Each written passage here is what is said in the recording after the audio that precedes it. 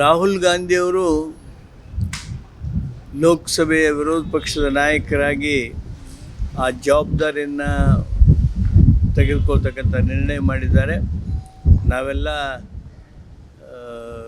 ಸಂತೋಷ ಪಟ್ಟಿದ್ದೇವೆ.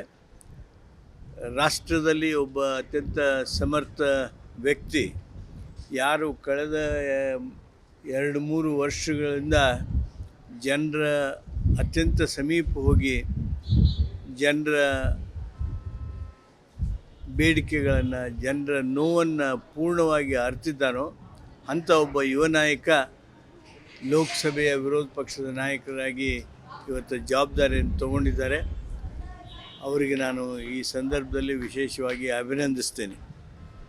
ಹಾಲಿನ ದರ ಜಾಸ್ತಿ ಆಗಿದೆ, ಪದೇ ಪದೇ ಬೆಲೆಗಳ ಏರಿಕೆ ಆಗ್ತಿದೆ, ಸಾಮಾನ್ಯ ಜನರಿಗೆ ಬಿಜೆಪಿ ಟೀಕೆ ಮಾಡಿದೆ, ರಕ್ತ ಹೀರ್ತಾ ಇದೆ ಸರ್ಕಾರ.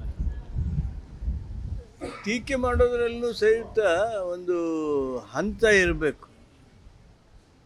ಮೊನ್ನೆ ಪೆಟ್ರೋಲ್ ದರ ನಾವು ಏನು 2-3 ರೂಪಾಯಿ ಏರಿಸಿದ್ವಿ, ಅವಾಗೂ ಸಹಿತ ಇದೇ ರೀತಿಯಾದ ಟಿಪ್ಪಣಿ ಮಾಡಿದರು. ಪೆಟ್ರೋಲ್ ದರ 104 ಆಗಿದ್ದಕ್ಕೆ ನಾವು ಕಾರಣನ?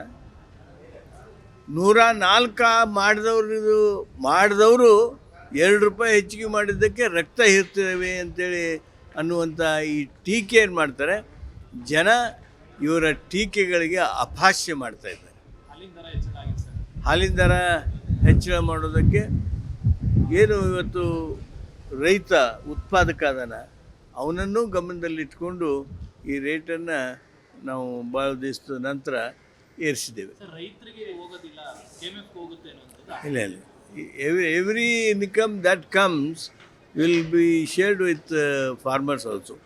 ಸರ್, ಹಾಗೆ DCM ಹುದ್ದೆ ಬಗ್ಗೆ ಸಾಕಷ್ಟು ಚರ್ಚೆ ಆಗ್ತಾ ಇದೆ. ಕಾಂಗ್ರೆಸ್ ಶಾಸಕ ಹೇಳಿದ್ದಾರೆ DCM ಮಾಡೋದಾದ್ರೆ ಮಾಡಲಿ, ಆದರೆ DK ಶಿವಕುಮಾರ್ ಅವರ CM ಮಾಡಲಿ ಅಂತ ಹೇಳಿದ್ದಾರೆ ಚನ್ನಗಿರಿ ಕಾಂಗ್ರೆಸ್ ಶಾಸಕರು. ನಾನು ಹೇಳೋದಕ್ಕೆ ಬಯಸ್ತೀನಿ, ಈ DCM ಹುದ್ದೆ ಇವತ್ತು ಪತ್ರಿಕೆ ಮುಖಾಂತರ ಏನು ಒಂದು ಕನ್ಫ್ಯೂಷನನ್ನು ಕ್ರಿಯೇಟ್ ಮಾಡ್ತಾಯಿದೆ, ಗೊಂದಲವನ್ನು ಕ್ರಿಯೇಟ್ ಮಾಡ್ತಾಯಿದೆ. ಈ ವಿಷಯ ಚರ್ಚೆ ಮಾಡಬಾರ್ದು ಅನ್ನೋದು ಹೈಕಮಾಂಡದ ಮಾರ್ಗದರ್ಶನ ಸಹಿತ. ಆ ಹಿನ್ನೆಲೆಯೊಳಗೆ ನಾನು ಯಾವುದೇ ಟಿಪ್ಪಣಿಯನ್ನು ಈ ಸಂದರ್ಭದಲ್ಲಿ DCM ವಿಚಾರವಾಗಿ ಮಾಡೋದಕ್ಕೆ ಹೋಗೋದಿಲ್ಲ. ಗ್ಯಾರಂಟಿ ನ್ಯೂಸ್, ಸುದ್ದಿ ಖಚಿತ, ನ್ಯಾಯ ನಿಶ್ಚಿತ.